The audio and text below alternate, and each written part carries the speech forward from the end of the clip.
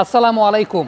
আরিফুল সর্বমোট ৫টা switch hit কিংবা রিভার্স সুইপ করেছেন, যার মধ্যে ৩টা সুইচ হিট তিনি করেছেন পেস বোলারদের বলে।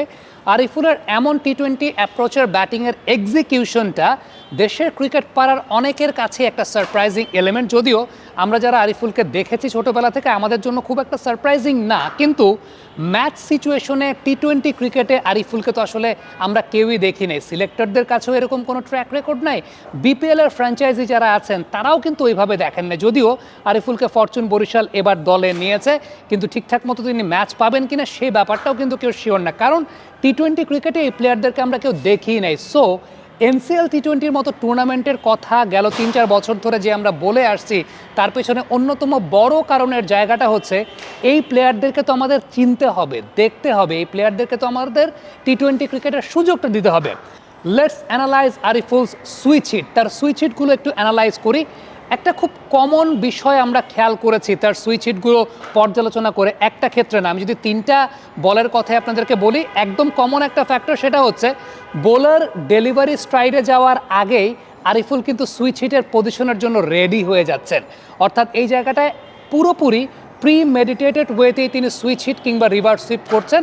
অর্থাৎ বোলার ডেলিভারি স্ট্রাইডে যাওয়ার আগেই একদম তিনি রেডি পজিশনে চলে যাচ্ছেন। এবং রেডি পজিশনটা আসলে কি, সেক্ষেত্রে যদি আমরা একটু খেয়াল করে দেখি, তাহলে সামনের পাটা লেগ স্ট্যাম্পের বাইরে, পেছনের পাটা দিয়ে অফ স্ট্যাম্প বা তার বাইরে পর্যন্ত কাভার আপ করে ফেলছেন, এবং সামনের পা এবং পেছনের পায়ের মাঝে একটা বেশ বড় ধরনের দূরত্ব বিদ্যমান বা একটা বেশ গ্যাপ বিদ্যমান। ব্যালেন্সটাকে তিনি এই জায়গাটাতে জেনারেট করছেন, এবং এটা শুধু এক ক্ষেত্রে না, আপনি সবগুলো ক্ষেত্রে মিলিয়ে দেখেন। এবং উল্লেখযোগ্য ব্যাপারের জায়গাটা হচ্ছে সামনের পাটা থাকছে একটু সামনের দিকে, পিছনের পাটা থাকছে একটু পেছনের দিকে। ব্যালেন্সটাকে তিনি মূলত এইভাবেই আনছেন যে সামনের পাটাকে সামনের দিকে রেখে পেছনের পাটাকে পেছনের দিকে রেখে, এবং একটা বেশ বড় গ্যাপ কিন্তু জেনারেট করছেন। আরেকটা বিষয় খেয়াল করে দেখবেন, সেটা হচ্ছে বল পিচ আপ হওয়ার আগেই তিনি কিন্তু শট খেলার জন্য রেডি হয়ে যাচ্ছেন। অর্থাৎ ইনিশিয়াল স্ট্যান্সটা তার এত বেশি স্বয়ংসম্পূর্ণ থাকছে যে, প্রথমত যে বিষয়টা বলছিলাম যে বোলার ডেলিভারি স্ট্রাইডে যাওয়ার আগেই he is ready with his position. দ্বিতীয়ত, বল পিচ আপ হওয়ার আগে শট খেলার জন্য তিনি চলে যাচ্ছেন। তৃতীয়ত যে বিষয়টা সবচেয়ে উল্লেখযোগ্য, সেটা হচ্ছে বলটা যেখানেই পড়ুক না কেন, হেড পজিশনটা খেয়াল করে দেখেন, always following the ball with the follow through. অর্থাৎ বল যখন তার ব্যাটের কাছাকাছি আসছে কিংবা তিনি ব্যাটকে বলের কাছাকাছি নিয়ে যাচ্ছেন, এক্ষেত্রে সবচাইতে উল্লেখযোগ্য ব্যাপারটা হচ্ছে বলটাকে তিনি ফলো করছেন। বিষয়টা এরকম না যে চোখটা বল থেকে সরিয়ে রাখছেন। এই ধরনের ক্ষেত্রে অনেক ব্যাটসম্যানের ক্ষেত্রে দেখা যায় যে নো লুক সুইচ হিট হয়ে যায়, নো লুক রিভার্স সুইপ হয়ে যায়, যে বলের দিকে চোখ রাখছেন না, জাস্ট শুধুমাত্র আন্দাজ করে ওই জায়গাটা টাইমিংটা করে ফেলছেন। বাট না, এক্ষেত্রে আরিফুলের আপনি প্রত্যেকটা ক্ষেত্রে যদি একটু মিলিয়ে দেখেন, তাহলে যে বিষয়টা খেয়াল করবেন যে always he is focusing on the ball, এবং যখন শটটা খেলে ফেলেছেন, ফলো থ্রুর জায়গাটা যদি আপনি চিন্তা করেন, ফলো থ্রুটাও কিন্তু তিনি বলটাকে ফলো করছেন। সো মডার্ন ডে ক্রিকেটে এই ধরনের ব্যাটসম্যান বা এই ধরনের এক্সিকিউশনটা ইটস ভেরি মাচ ইম্পর্টেন্ট। আমরা জো রুটকে দেখেছি টেস্ট ক্রিকেটেও তিনি এই ধরনের শট তিনি খেলেছেন। এখনকার ছেলেরা এই টাইপের ক্রিকেটই ফলো করতে চায়, ট্রেডিশনাল জায়গা থেকে ভেঙে এসে এই জায়গাগুলোতেই তারা আসলে ফোকাস করতে চায়।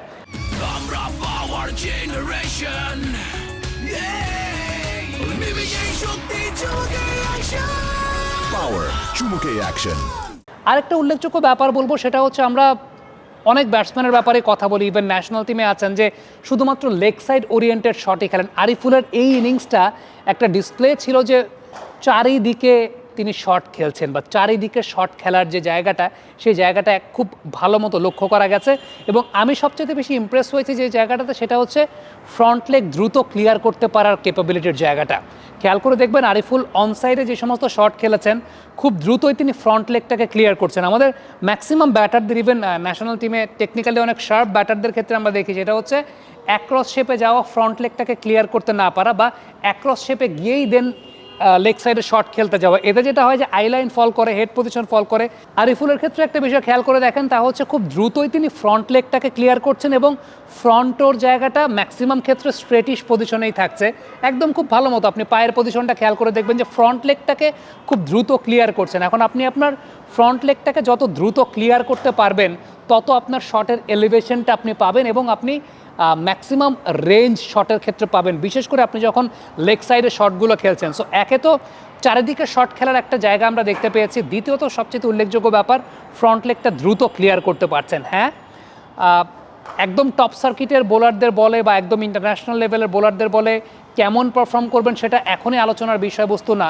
আমার কাছে মনে হয় যে সবে তো শুরু এই ধরনের টুর্নামেন্টের উপযোগিতাটাই আসলে এই জায়গাটা, যেটার কারণে আমরা আসলে এতদিন ধরে কথা বলে আসছি যে এই টাইপের টুর্নামেন্টে এই কারণে দরকার এই প্লেয়ারগুলোকে ম্যাচ প্র্যাকটিসটা দেওয়ার জন্য, এই প্লেয়ারদের হ্যান্ড আই কোঅর্ডিনেশনটাকে বিল্ড আপ করার জন্য, এই প্লেয়ারদের মাসেল মেমোরিটাকে ম্যাচ সিচুয়েশনের সঙ্গে অ্যাডজাস্ট করার জন্য, যে জায়গাগুলো আসলে খুব ইম্পর্টেন্ট। এবং Ariful to be very specific এই ফরম্যাটের ক্রিকেটে অনেকের জন্য একটা সারপ্রাইজ বয়ে নিয়ে এসেছেন এই ইনিংসটার মাধ্যমে।